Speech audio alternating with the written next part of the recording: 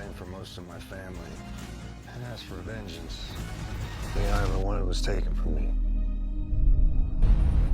Welcome to the U.S. Marshals. The most action-packed spin-off in the Yellowstone universe, Marshals, is just days away, and all signs point to a truly shocking story. Before the series premieres, let's break down everything you need to know. What happened to Monica? This may be the single most important question in the entire show. For years, we watched Monica and Casey's love story unfold in Yellowstone. So, what could possibly explain her sudden disappearance? The trailer offers some devastating clues. In one scene, we see someone lying in Casey's bed, covered with a white sheet, surrounded by medication, strongly suggesting the death of a seriously ill person. In another moment, Casey stands alone beside a grave on a hill. And in yet another scene, a woman approaches Casey at night, wrapped in a blanket, clearly resembling Monica. Yet her face is never shown. When you put all these pieces together, the implication feels unavoidable. Monica is gone. The reason we never see her face may be because Kelsey Asbiel will not appear in the series. Instead, a stunt double may be used briefly, reinforcing the theory that Monica dies from a serious illness and will not return. That doesn't mean her presence disappears entirely. Flashbacks from Yellowstone are still possible, and Monica's death may become the defining emotional force that drives Casey forward. Why does Casey join the U.S. Marshals? At the end of Yellowstone, Casey appeared to have finally found peace after moving to East Camp. He was literally crying tears of happiness. For a moment, it seemed like he had escaped the chaos. But Monica's sudden death changes everything. Just like during his old Navy SEAL days, Casey will once again bury his pain by throwing himself into danger. This time, by hunting criminals as a U.S. Marshal.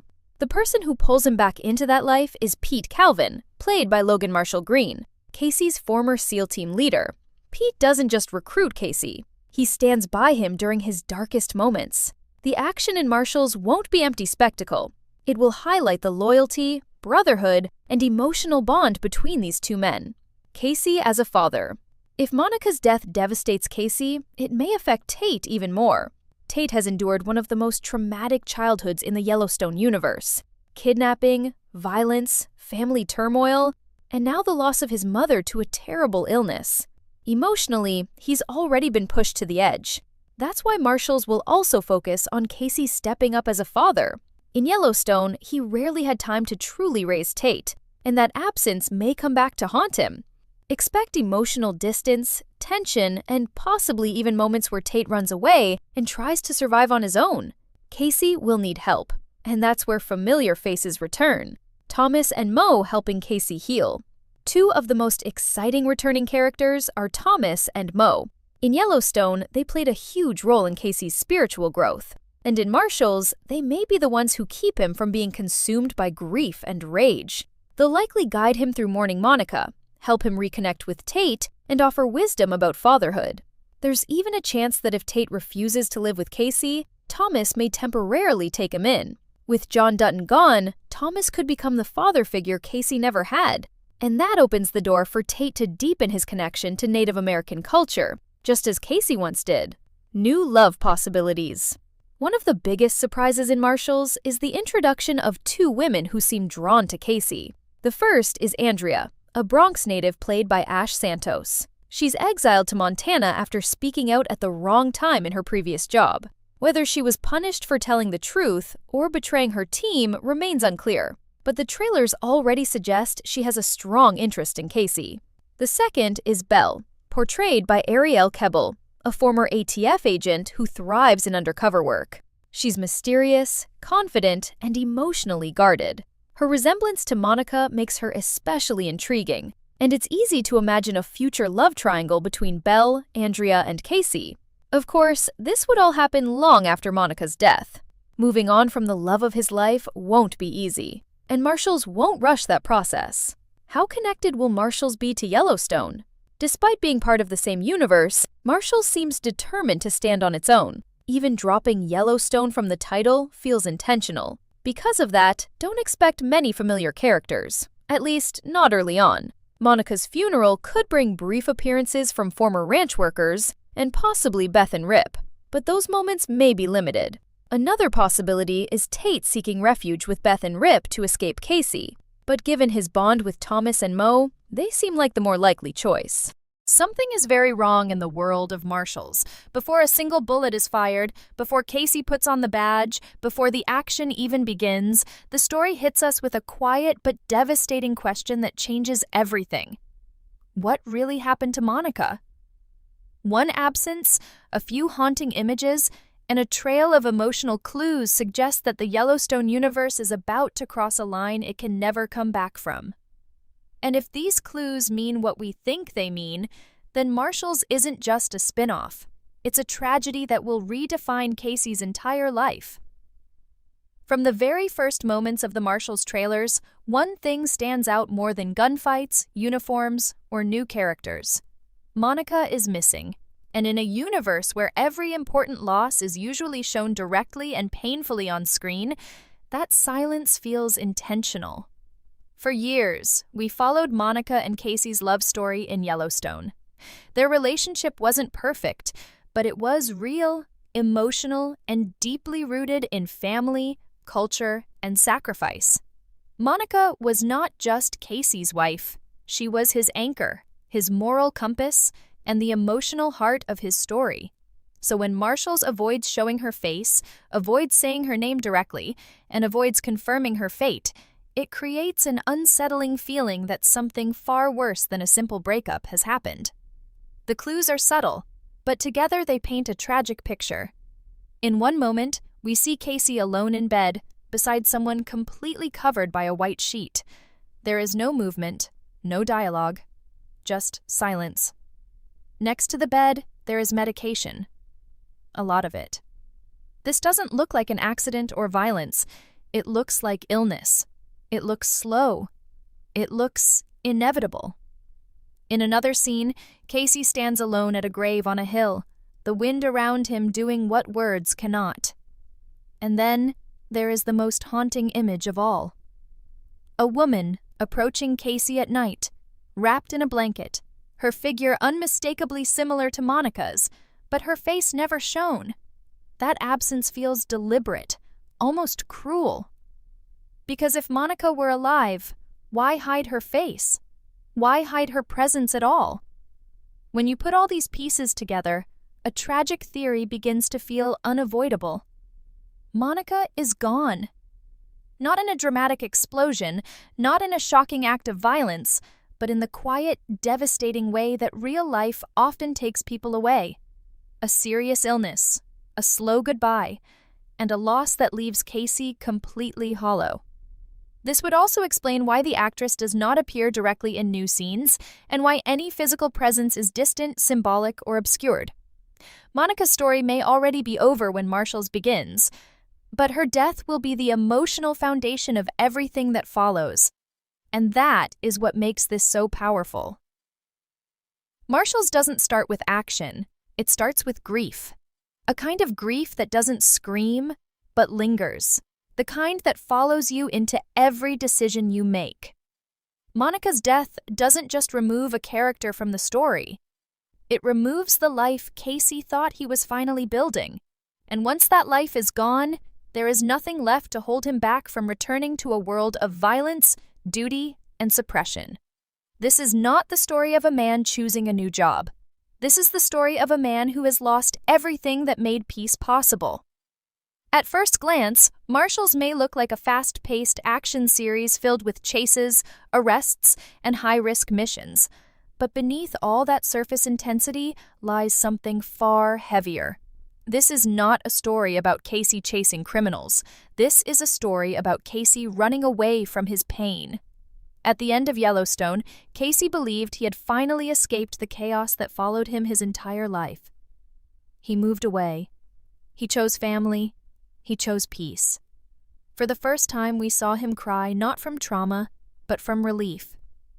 That moment mattered, because it showed us what Casey truly wanted. A quiet life with Monica and Tate, far from violence and duty. And that is exactly why Monica's death changes everything. When that peace is taken from him, Casey doesn't react with anger or desperation right away. Instead, He does what he has always done best. He shuts down. He buries his emotions. He turns grief into discipline and loss into routine. Joining the U.S. Marshals is not a career move. It's a coping mechanism. It's Casey choosing structure over chaos, missions over memories, and danger over silence. Because silence is where Monica is missing the most. Every quiet moment reminds him of what he lost. And action is the only thing that keeps those thoughts away. This is where Marshals becomes something deeper than just another spin-off. Every arrest, every gunfight, every long drive through empty landscapes becomes part of Casey's internal struggle. He is not chasing justice, he is chasing distraction. And the tragedy is that the job rewards this behavior. The more he suppresses his grief, the more effective he becomes. The more broken he is inside, the more valuable he is as a marshal. That emotional contradiction sits at the heart of the series. Casey is praised for being fearless, calm, and unstoppable, while slowly losing the part of himself that once wanted a normal life. There is also a painful irony in the timing. If Monica had lived, Casey would never have joined the Marshals. He would never have answered the call. Her presence was the boundary that kept him from crossing back into violence. Her death removes that boundary completely. And so, every action scene carries emotional weight because we understand the real reason he is there. Not because he wants to be, but because he no longer knows how to exist anywhere else. Marshals is not about creating a new version of Casey. It's about stripping him down to what remains after love is gone. The most unsettling thing about Monica's fate in Marshals is not the idea of her death. It's the way the story refuses to confirm it directly. In the Yellowstone universe, death is usually loud, violent, and unavoidable. We see it happen. We feel it in real time. But Monica's disappearance follows a completely different pattern, and that is what turns it into the darkest mystery of the series. There is no final conversation shown, no dramatic goodbye, no clear moment of loss. Instead, we are left with fragments, visual clues that feel almost like memories rather than events. A body under a white sheet, bottles of medication quietly sitting beside a bed, a grave on a lonely hill, and Casey standing alone, not shocked, not angry, but already exhausted by grief. These are not the images of sudden tragedy. These are the images of something that lasted a long time, something that drained hope slowly, day by day. If Monica died from a serious illness, it would explain everything the series avoids saying out loud. It would explain why her face is never clearly shown. It would explain why Casey already seems emotionally distant when Marshals begins. It would explain why there is no rage directed at a villain or system.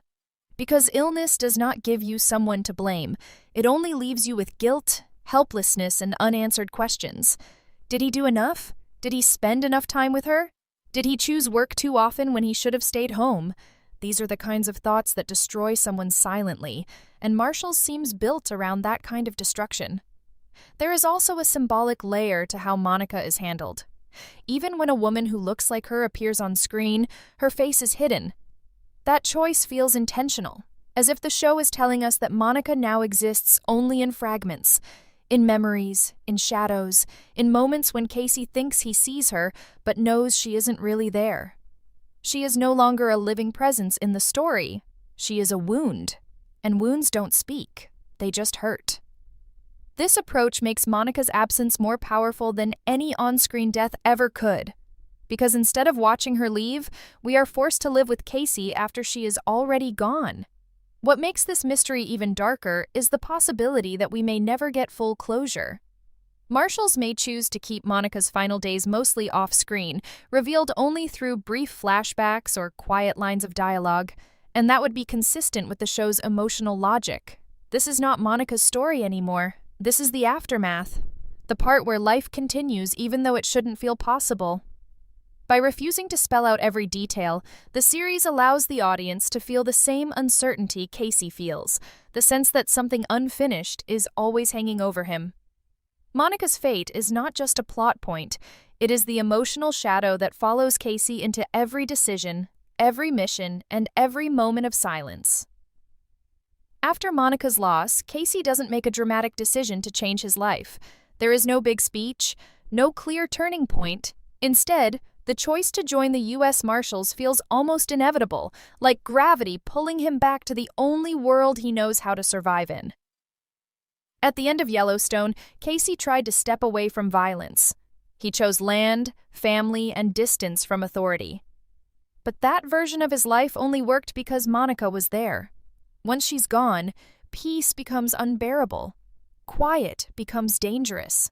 And staying still forces him to feel everything he has been avoiding. That's when the call comes. Not just from the Marshals, but from his past. The person who pulls Casey back is Pete Calvin, played by Logan Marshall Green, his former Navy SEAL team leader. This detail matters more than it seems. Pete is not just offering Casey a job. He represents a version of Casey that existed before love, before family, before hope. A version that knew how to function in chaos. Pete understands Casey's silence because he speaks the same emotional language: discipline, loyalty, and suppression. He doesn't ask Casey how he's feeling. He doesn't ask what happened to Monica. He simply offers purpose. And for someone drowning in grief, purpose can feel like oxygen. Joining the U.S. Marshals allows Casey to turn pain into movement. Every mission gives him a reason not to think. Every criminal he hunts becomes a temporary replacement for the loss he cannot fix. But what makes this choice truly tragic is that it mirrors his past instead of healing it. Casey isn't growing. He's reverting. The uniform changes, but the pattern stays the same. He isolates himself emotionally, puts his body in danger, and convinces himself that protecting others is easier than protecting his own heart. And the job encourages this mindset. The more detached he is, the better he performs. The more he ignores his grief, the more reliable he becomes. At the same time, this decision creates a quiet fracture in Casey's role as a father. Tate has just lost his mother, and now he is slowly losing his father too. Not physically, but emotionally. Casey is present, but distant. Responsible, but unavailable. He wants to be strong for his son, yet he has never learned how to process his own trauma, let alone guide someone else through it. This is where Marshals becomes painfully human. It shows us that becoming a hero on the outside doesn't mean you're winning on the inside. Casey joins the Marshals to survive Monica's death, but in doing so, he risks creating a new kind of loss. One where his son grows up feeling just as alone as he does. By the time Marshals fully begins, it becomes clear that this series is not interested in simply continuing the legacy of Yellowstone. It is here to transform it. Monica's death is not just a tragic event. It is the emotional reset button for the entire universe. With her gone, the story loses its last sense of balance and moral grounding. Monica was the voice that questioned violence, the presence that pushed Casey toward reflection instead of reaction. Without her, the world becomes colder, harsher, and far more dangerous. And that shift is intentional. Marshals is designed to explore what happens when love no longer stands between a man and his darkest instincts. This change also affects every relationship around Casey. Tate is no longer just a child growing up in chaos. He is a grieving son searching for stability in a world that keeps taking things away from him. Casey's bond with him will be tested in ways that action alone cannot fix. At the same time, the absence of the old Yellowstone family structure creates space for new emotional influences. Figures like Thomas and Mo may step in not just as guides, but as emotional anchors, offering Casey and Tate something they've lost: wisdom without violence, strength without suppression. These connections suggest that Marshals is not only about descent, but also about the fragile possibility of healing. The series also signals a deliberate move away from constant crossovers and familiar faces. This is not about ranch politics or inherited power anymore. It's about individual consequences, choices made in grief, lives shaped by loss. Even if we see echoes of the old world, a funeral, a brief reunion, a memory, they will serve as reminders of what no longer exists. Marshals is a story that stands on its own, using the Yellowstone universe as a foundation, not a crutch. In the end, Monica's fate is the key to understanding everything that follows. Her absence explains Casey's silence, his choices, his recklessness, and his need for danger. Marshals asks a simple but devastating question. What happens when the person who saved you is no longer there to stop you from falling? The answer will unfold in gunfire, quiet moments, broken relationships, and hard truths. And when the series finally reveals how far Casey is willing to go, one thing will be clear. The Yellowstone universe will never feel the same again.